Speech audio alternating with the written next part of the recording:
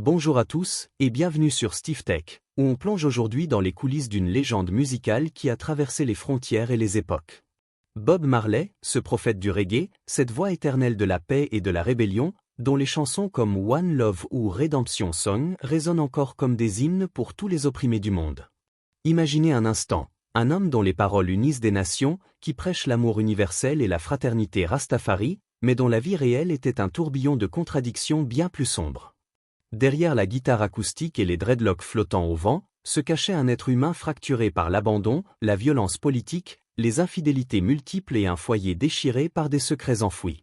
Pendant des décennies, sa famille a gardé le silence sur ses ombres, protégeant l'icône au prix de leurs propres cicatrices. Mais aujourd'hui, en 2025, alors que le monde célèbre toujours son héritage à travers des biopics comme Bob Marley, One Love sorti en 2024, c'est son fils aîné, Ziggy Marley, qui brise enfin ce mur de silence. Dans une lettre émouvante publiée dans le magazine People en février 2024, à l'occasion du 79e anniversaire posthume de son père, Ziggy révèle les failles d'un père absent, aimant mais imparfait, dont les choix ont laissé des blessures profondes dans le cœur de sa famille. « Tu me manques dans tout, mais surtout ta présence », écrit-il, avant d'avouer que montrer ses imperfections dans le biopic était nécessaire, car nous sommes des gens spirituels, on ne parle pas beaucoup, on ressent. Mais papa, parfois ça faisait mal. Ces mots, si tendres et si lourds, nous invitent à redécouvrir l'homme derrière la légende, Robert Nesta Marley, né en 1945 dans le petit village de 9 Mile, en Jamaïque, un enfant métis coincé entre deux mondes. Sa mère, Cedella Booker, une adolescente noire jamaïcaine pleine de rêves, l'élève seule après que son père, Norval Sinclair Marley, un ingénieur blanc d'origine anglaise, les abandonne peu après sa naissance. Cette absence paternelle forge dès le berceau un garçon trop clair de peau pour s'intégrer pleinement au ghetto, trop pauvre pour être accepté par l'élite blanche. À Kingston, dans le quartier misérable de Trench Town, surnommé le ghetto, Bob grandit entouré de pauvreté extrême, de violence des rues et d'une musique qui devient son refuge. Ses amis le surnomment Tough Gong, le survivant dur à cuire, car il navigue entre les gangs rivaux et les tensions raciales d'une île coloniale encore marquée par l'esclavage. C'est là, au milieu des années 1960, qu'il rencontre Bunny Weller et Peter Tosh, deux âmes sœurs du ska et du rhythm and blues, et ensemble ils forment The Weller en 1963. Leurs premiers hits comme Simé Down capturent l'énergie brute de la jeunesse jamaïcaine, un mélange de colère sociale et d'espoir rythmé. Rapidement, leur talent attire l'attention de Chris Blackwell, le fondateur d'Island Records, qui voit en Bob non seulement un musicien, mais un ambassadeur culturel capable de porter le reggae au-delà des Caraïbes. En 1973, avec l'album Catch a Fire, The Weller explose sur la scène internationale, remplissant des stades en Europe et aux États-Unis. Bob devient le visage du mouvement Rastafari, cette philosophie spirituelle née en Jamaïque dans les années 1930, inspirée par la Bible, l'Afrique et l'empereur éthiopien Haïlé Sélassié, vu comme le Messie noir. Ses dreadlocks, son alimentation itale, végétarienne sacrée, ses chants contre Babylone, symbole de l'oppression occidentale, en font une icône. Mais cette ascension fulgurante coïncide avec la descente aux enfers de la Jamaïque des années 1970, un pays déchiré par la guerre froide. Les deux grands partis, le PNP de Michael Manley, socialiste et pro-Cuba, et le JLP de Edward Seaga, conservateur et aligné sur les États-Unis, se disputent le pouvoir dans une violence effrénée. Les ghettos de Kingston, comme Tivoli Gardens ou Rema, deviennent des champs de bataille où les CIA et les services secrets cubains arment les gangs. Bob, perçu comme un prophète de l'unité, est aspiré dans ce maelstrom malgré lui.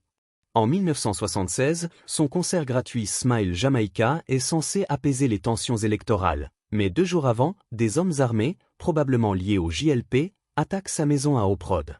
Bob est touché d'une balle dans la poitrine et le bras, sa femme Rita à la tête, leur manager dont Taylor criblé de balles. Pourtant, stoïque, il monte sur scène devant 80 000 personnes, soulève sa chemise pour montrer ses plaies et lance. Les gens qui essaient de rendre ce monde pire ne prennent pas de jour de repos. Comment pourrais-je en prendre un? Ce geste héroïque le catapulte au rang de martyr vivant, mais il révèle aussi la fragilité d'un homme pris entre politique et survie. Sa musique, avec des titres comme War tiré du discours de Haïlé Sélassié à la SDN en 1963, devient un cri contre l'injustice. Mais sa vie privée, elle, est un chaos bien plus intime. Marié en 1966 à Rita Anderson, une choriste talentueuse rencontrée dans la scène ska de Kingston, Bob trouve en elle une partenaire artistique et spirituelle. Rita intègre les E-Trees, le trio féminin qui harmonise ses refrains, et ensemble ils élèvent une famille nomade, ballottée par les tournées. Bob adopte Sharon, la fille de Rita née d'une relation antérieure avec Dorian Riley Harris, et ils ont 3 enfants, Cedella en 1967, Ziggy en 1968, Stephen en 1972. Plus tard, Rita donne naissance à Stephanie en 1974, fruit de sa liaison avec le footballeur Owen Ithal Stewart, mais Bob l'adopte généreusement, l'intégrant au clan Marley. Pourtant, ce foyer idyllique n'est qu'une façade. Le charisme magnétique de Bob, amplifié par la gloire, attire les femmes comme un aimant, et ses infidélités sont ouvertes, presque assumées comme un aspect de sa vitalité Rastafari, où la procréation est vue comme une bénédiction divine. À sa mort en 1981, il laisse au moins 11 enfants reconnus avec cette femme différente, sans compter les rumeurs. Robbie Marley, née en 1972 de Pat Williams, une danseuse de Kingston, grandit dans l'ombre du père absent mais hérite de son esprit entrepreneurial, lançant des lignes de vêtements inspirées du reggae. La même année, Janet Hunt donne naissance à Rohan Marley, qui deviendra un homme d'affaires influent, compagnon de Lauryn et les père de plusieurs artistes comme Y.G. Marley. En 1973, Janet Bowen met au monde Karen Marley, qui s'illustre dans la mode jamaïcaine, fusionnant dread et design contemporain. Julian Marley, né en 1975 de Lucy Pounder, une Anglaise rencontrée en tournée, devient un multi-instrumentiste Grammyé, perpétuant le son route avec des albums comme A Time and Place.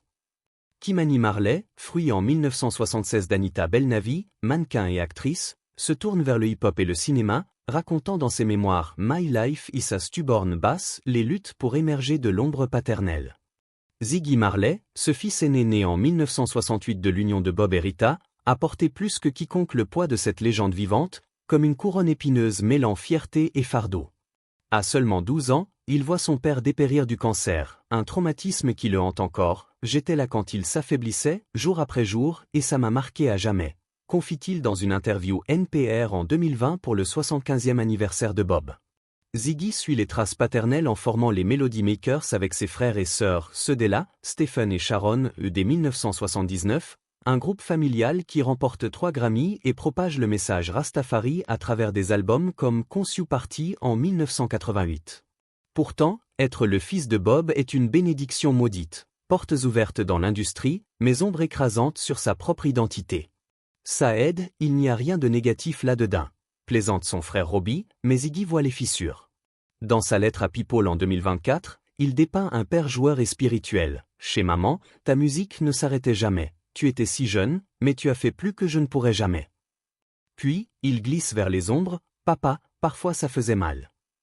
Ces mots, diplomatiques mais poignants, percent le voile sur une enfance chaotique à eau prod. Ziggy grandit au milieu des disputes parentales, cris nocturnes quand Bob rentre d'une tournée avec une nouvelle conquête, silence glacial quand Rita ravale son humiliation. Maman était cordiale publiquement sur les liaisons de papa, mais un enfant voit la douleur derrière la façade, avoue-t-il. Les femmes défilent, Pat Williams, Janet Hunt, Cindy Breakspear et avec elle, des demi-frères surgissent. Robbie qui arrive avec des cadeaux de Londres, Julian envoyé d'Angleterre pour des visites sporadiques. Le foyer est un puzzle de mères rivales, d'enfants nomades ballottés entre Kingston, Miami et l'Afrique. Bob, quand présent, est électrique. Il organise des jam sessions familiales, enseigne le foot et les prières itales, mais ses absences, tournées interminables, studio jusqu'à l'aube, forcent Ziggy à devenir l'homme de la maison. Je devais être fort pour mes frères et sœurs, dit-il, se rappelant veiller sur Cedella et Stephen pendant que Rita gérait les harmonies des itries et les factures. Cette maturité forcée forge en lui une résilience, mais aussi une mélancolie. Dans Look Who's Dancing des Melody Makers, il chante l'absence paternelle sous couvert de joie.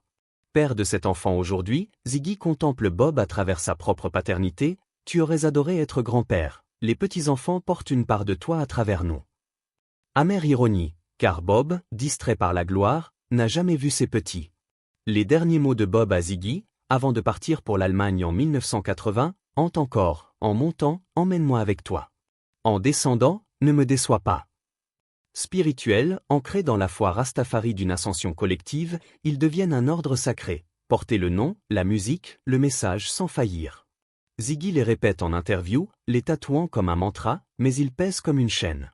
Publiquement, il honore l'icône, producteur du biopic One Love avec Kingsley Ben-Adir en Bob et Lashana Lynch en Rita, il défend une vision nuancée. Montrer ses failles, c'est le rendre humain. Privément, il pleure l'homme perdu trop tôt, le père étranger dans sa propre maison. C'est un homme aimant, le plus important, dit-il en 2020, tempérant, il n'était pas parfait. Cette dualité imprègne ses réponses sur les enfants hors mariage, racontez-le avec respect, ce sont mes frères, des preuves vivantes de sa vitalité. Aujourd'hui, à 57 ans, Ziggy navigue l'empire familial, gérant les royalties avec Stephen via Tuff Gong, lançant des podcasts sur le rastafarisme et élevant ses enfants avec la présence qu'il a tant regrettée. Son aveu de 2024, mon sourire t'honore, je ris et ce rire ressemble au tien, des morceaux de toi font partie de moi, célèbre les fragments hérités, mais reconnaît le chaos, violence domestique quand Bob imposait sa loi, infidélité qui fracturait Rita, absence qui laissait les enfants en quête d'identité.